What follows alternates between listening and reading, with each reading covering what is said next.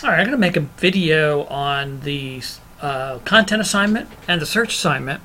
So the content assignment, what we're looking for is a paragraph or something to explain to your client what this list is all about and why content is so important. So you want to let them know that this is a list, an outline of the content that you're planning to put on their website.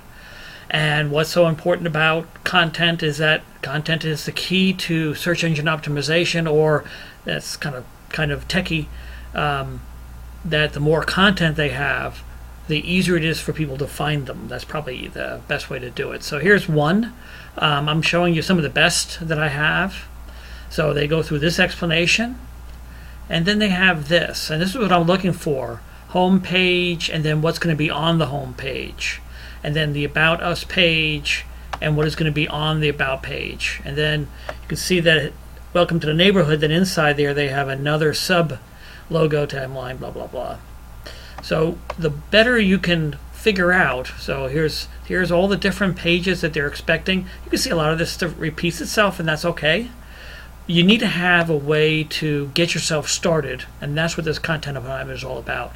What pages are you going to create, and what's going to be on those pages? So let me take a look at another one.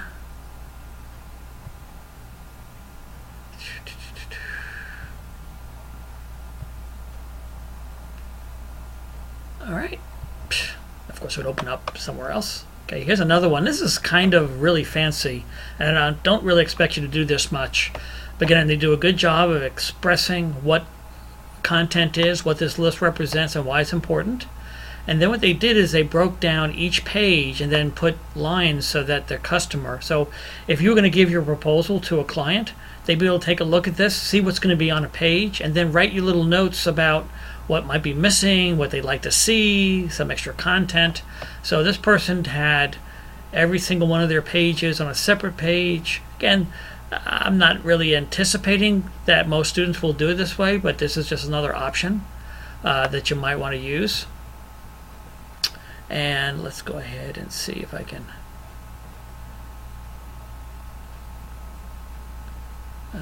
there's another one. Again, white. Okay, so again, you're writing this to your client. Don't you hate Windows? All right. So you're writing it to your client. You're explaining to them what this is all about. You explain to them why content. That's a little bit light on the little explanation there, but they did a good job of each of the pages showing exactly what's going to be on their page. What it typically happens is as they get closer to the end, they run out of steam. So you can see contact us. Yeah, contact us. Probably want to have a little more information than that, because that's not even going to show up on a search. So the more detail you put into this, the easier it is going to be for you to create the content for your client's website. All right, let's do one more last one.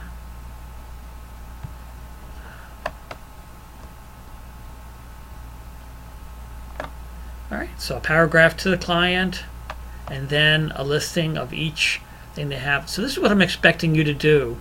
And it's important that you take your time. I want 8 pages. Now your final website can have anywhere from 4 to 6 pages, I think. I can't remember, I keep changing it. But this I want 8 pages. And the reason for that is once this is over, you're going to need to pick 2 pages a week and actually create the content. All right, so what about the search? Let's go ahead and take a look at that. So let's go to search. So the search assignment is a little more involved. On that, I want you to explain to your client about search engines, how they work. That's the first part of that. This person did a great job of really saying an awful lot about it. Maybe a little bit too techie. SSL, really, your client, if their restaurant owner doesn't need to know that much. But they did a good job of doing that. Then I want a listing of who you're going to submit to. At least Google and Bing. You want to mention that those are the 2 major ones. Yahoo's kind of going away. That was bought by Microsoft that owns Bing anyway. So as long as you list Bing and Google, I'll be happy.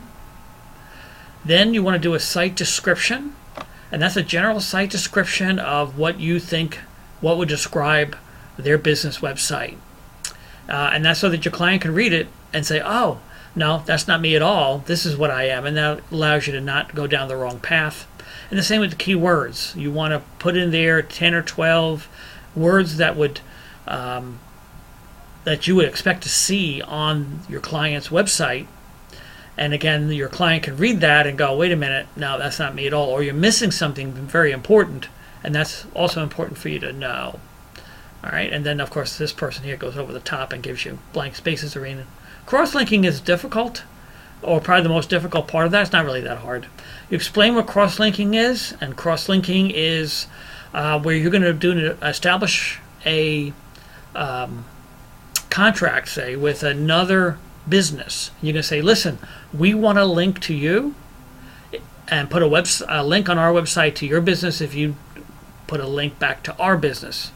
So you need to think of what businesses would be a good match for that. They have to be small businesses, and they have to somehow complement your client's business. So I want you to put a list here. Probably went a little bit light on explanations. You really like to have, and actually I only wanted to have 3 links. So each of those links next to it, you should explain to your client why that is a good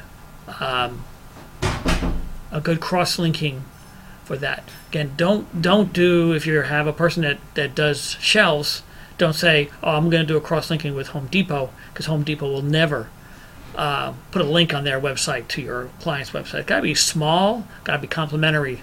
One of the things I do in class is I tell them, well, if you had a hair salon, you might have a nail salon, and say, okay, well, I'll cross-link with them. That's a complementary business. People will get their hair done to get their nails done.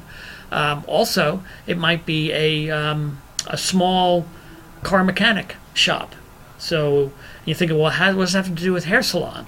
But they're across the street. So you say, okay, well, you're regionally accessible to each other, and very easy to push customers back and forth. Say, well, while you get your hair done, why not get your brakes checked, and vice versa.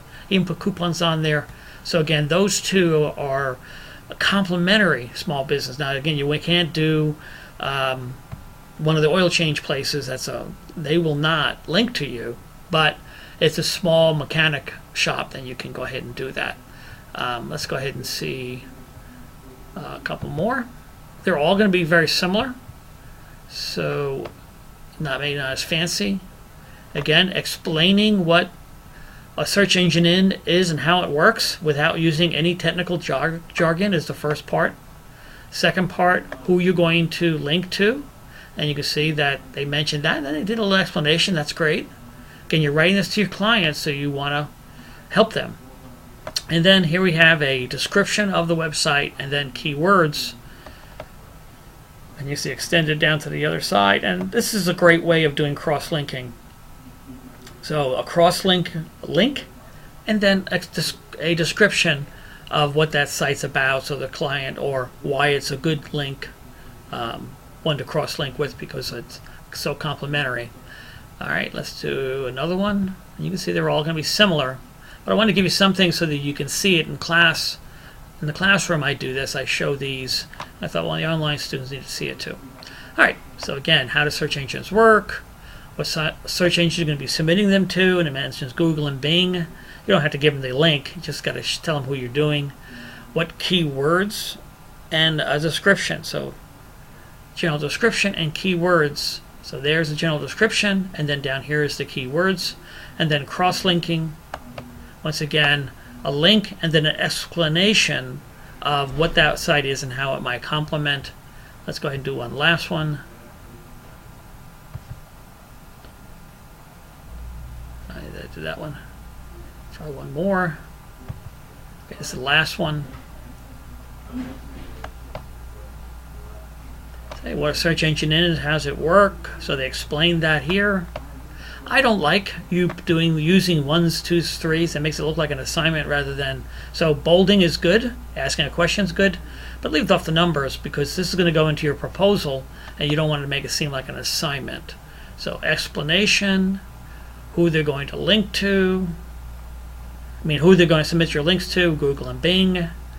a good description of their website, a bunch of keywords to their website, and then cross-linking with explanations on why this is a good one. So hopefully, if you watch this video, that gives you a way to be able to do these assignments and be able to understand what it is that I'm really looking for.